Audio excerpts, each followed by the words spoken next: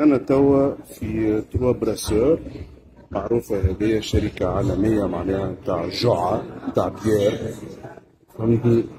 معناها نتاع الكل، يعني في الدين الإسلامي حرام. نحب نفهم أنا حاجة برك، إيش تعمل ها حفيدة أم حسن لهنا في بار، على أساس حامله جالسه شاربه، فهمتني؟ دونك كيس كالفيلم. السلام عليكم ورحمة الله وبركاته. بخير، لا بأس عليكم.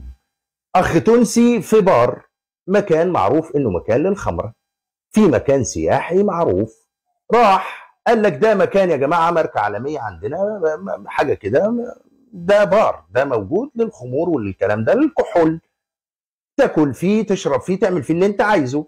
ايه اللي جاب حفيدة ام حسن بالخمار؟ انك تشربي تدخلي